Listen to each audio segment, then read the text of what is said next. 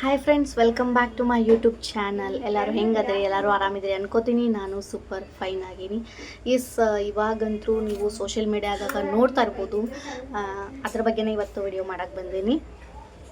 ಸುಮ್ಕೊಂಡ್ರಪ್ಪ ಸುಮ್ so Sam Sameer ಅವ್ರ ಬಗ್ಗೆ ಗೊತ್ತೈತಿ ನಿಮಗೆಲ್ಲ. ಅವ್ರು ಎಷ್ಟು ಚಲೋ ವಿಡಿಯೋಸ್ ಮಾಡ್ತಾರೆ, ಒಳ್ಳೊಳ್ಳೆ ಕಂಟೆಂಟ್ ಕ್ರಿಯೇಟ್ ಮಾಡ್ತಾರೆ, ನಮಗೆಲ್ಲ ಎಂಟರ್ಟೈನ್ಮೆಂಟ್ ಮಾಡ್ತಾರೆ. ಸೊ ನಿಜವಾಗ್ಲೂ ಅವರು ಮೊದಲಿಂದನೂ ಕಷ್ಟಪಟ್ಟಾರ. ಟಿಕ್ಟಾಕಿಂದನೂ ನಾನು ನೋಡ್ಕೊಂಡು ಬಂದೀನಿ. ಅವರು ಅವಾಗಿಂದನೂ ವಿಡಿಯೋಸ್ ಮಾಡ್ತಿದ್ರು, ಅವಾಗಿಂದನೂ ಕಷ್ಟಪಟ್ಕೊಂಡು ಬಂದಾರ.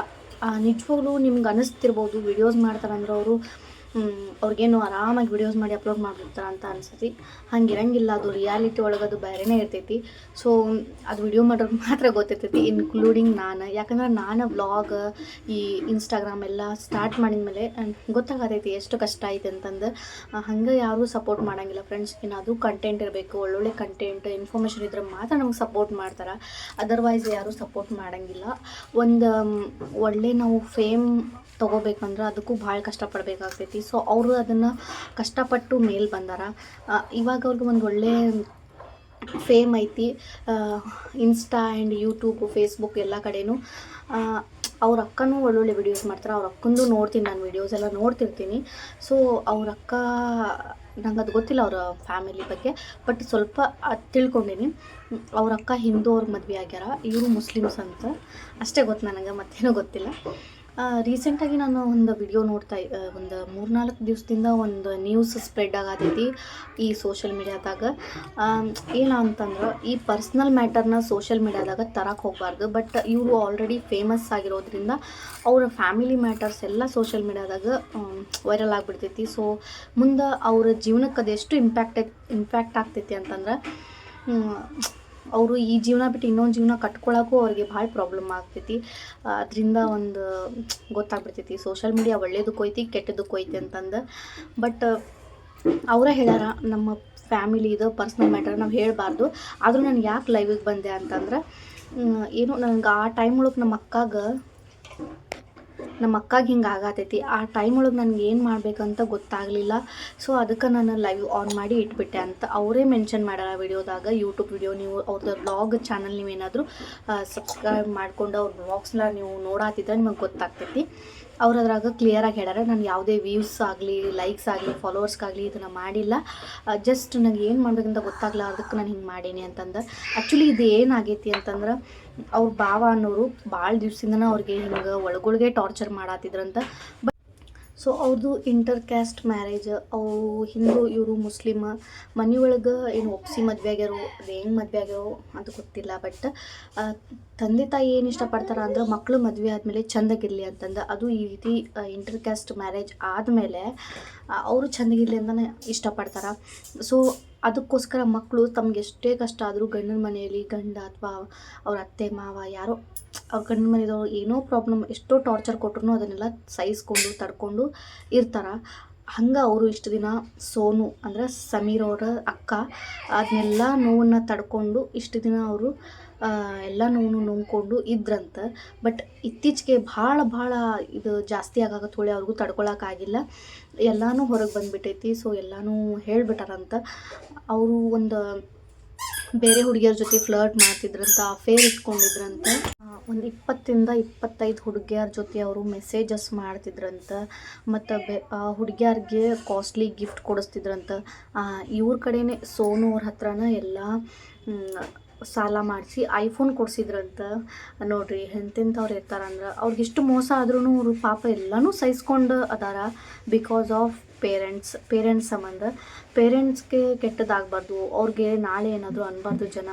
ನೋಡು, ಬೇರೆ ಇಂಟರ್ ಕ್ಯಾಸ್ಟ್ ಅವ್ರ ಮ್ಯಾರೇಜ್ ಆದ್ಲು, ಈಗ ನೋಡು ಹೆಂಗಾಗೈತೆ ಅವ್ರ ಜೀವನ ಅಂತಂದು ಅಂತಾರ ಅನ್ನೋ ಒಂದೇ ಕಾರಣಕ್ಕೆ ಅವರು ಎಲ್ಲನೂ ಸಹಿಸ್ಕೊಂಡು ಹೋಗ್ಯಾರ. ಆದರೂ ಪೇಷನ್ಸ್ ಇರ್ತೈತಿ. ಎಷ್ಟು ಅಂತಂದ್ರೆ, ತಡ್ಕೊಳ್ಳೋ ಅಷ್ಟು ಹೆಣ್ಮಕ್ಳಿಗೆ ಪೇಷನ್ಸ್ ಇರ್ತೈತಿ. ಎಲ್ಲದನ್ನು ಮೀರಿ ಅದು ಹೋಗಕತ್ರ ನಿಜವಾಗ್ಲೂ ವಾಯ್ಸ್ ರೇಸ್ ಮಾಡಲೇಬೇಕು, ಸೈಲೆಂಟಾಗಿ ಕೂತ್ಕೋಬಾರ್ದು. ಅದು ಏನೇ ಆಗಲಿ ಹೆಣ್ಮಕ್ಳ ಜೀವನ ಇರ್ತೈತಿ. ಸೊ ಇವಾಗ ಸುಮ್ಮನೆ ಬಿಟ್ಟರೆ ಅವ್ರ ಜೀವನಕ್ಕೆ ಅದು ಮುಂದೆ ಬಹಳ ಪ್ರಾಬ್ಲಮ್ ಆಗ್ತೈತಿ.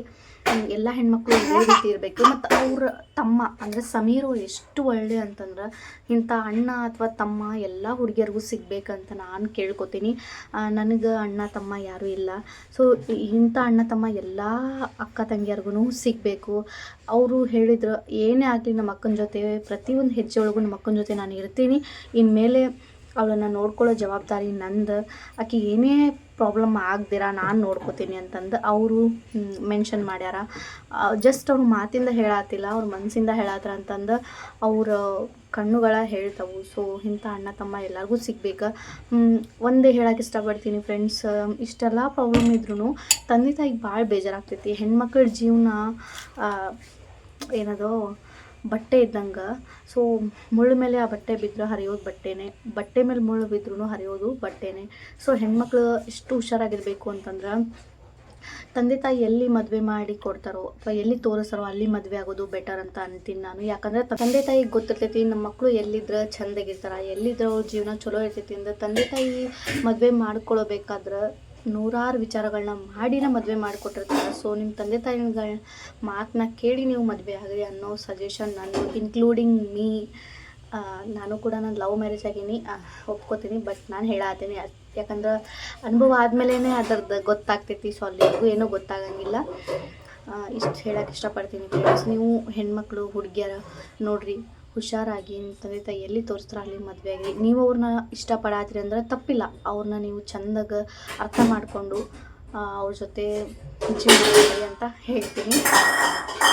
ಡಿಸ್ಟರ್ಬೆನ್ಸ್ ಐತಿ, ನನ್ನ ಮಗ ಇಷ್ಟೊತ್ತು ನನಗೆ ಮಾತಾಡೋಕೆ ಕೊಡಾತಿಲ್ಲ. ಅವನು ಇಲ್ಲಿ ಕುಂತಿದ್ದ ಮತ್ತು ಅಲ್ಲಿ ಒಳಗೆ ಹೋಗ್ಯಾನ, ಏನು ಮಾಡತ್ತಾನ ನೋಡ್ತೀನಿ.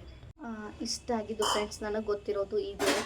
ಈ ಸೋಷಿಯಲ್ ಮೀಡ್ಯಾದೊಳಗೆ ಒಂದು ಸ್ವಲ್ಪ ಏನಾದರೂ ವೈರಲ್ ಆಯ್ತು ಅಂದ್ರೆ ಅದು ಫುಲ್ಲು ಗೊತ್ತಾಗ್ಬಿಡ್ತೈತಿ. ಸೊ ಅವ್ರ ಜೀವನಕ್ಕೆ ಎಷ್ಟು ಅದು ಅವ್ರ ಮನಸ್ಸಿನ ಮೇಲೆ ಪರಿಣಾಮ ಬೀರಿರಬಾರ್ದು, ಅದೇ ನನಗೆ ಬೇಜಾರಾಗ್ತೈತಿ. ಸೊ ಪಾಪ ಅವ್ರಿಗೆ ಆ ನೋವನ್ನ ತಡ್ಕೊಳ್ಳೋ ಶಕ್ತಿ ಆ ದೇವರು ಕೊಡಲಿ. ಅವರ ಫ್ಯಾಮಿಲಿ ಒಳಗೆ ಅವರ ಸೋನು ಅವ್ರಿಗೆ ಮತ್ತು ಸಮೀರ್ ಅವರಿಗೆ ಅವ್ರ ಅಪ್ಪ ಅಮ್ಮ ಆ ನೋವನ್ನೆಲ್ಲ ಅವ್ರಿಗೆ ಸಹಿಸ್ಕೊಳ್ಳೋಂಥ ಶಕ್ತಿ ಆ ದೇವರು ಅವ್ರಿಗೆ ಕೊಡಲಿ. ಅವ್ರಿಗೆ ಒಳ್ಳೆಯದಾಗಲಿ, ಸೋನು ಅಕ್ಕ ಅವ್ರಿಗೆ ಒಳ್ಳೆಯದಾಗಲಿ. ಇನ್ಮೇಲೆ ಅವ್ರಿಗೊಂದು ಒಳ್ಳೆಯ ಜೀವನ ಕಟ್ಟಿ ಕೊಡಬೇಕು ಅವ್ರ ತಮ್ಮ. ಯಾಕಂದರೆ ಇಷ್ಟೇ ಇಲ್ಲ ಫ್ರೆಂಡ್ಸ್, ಜೀವನ ಭಾಳ ದೊಡ್ಡದೈತಿ. ಸೊ ಅವ್ರಿಗೆ ಒಂದು ಜೀವನ ಒಳ್ಳೆಯ ಜೀವನ ಕಟ್ಟಿ ಕೊಡ್ತಾರ ಅನ್ನೋ ಭರವಸೆ ಅವ್ರು ಕೊಟ್ಟಾರ.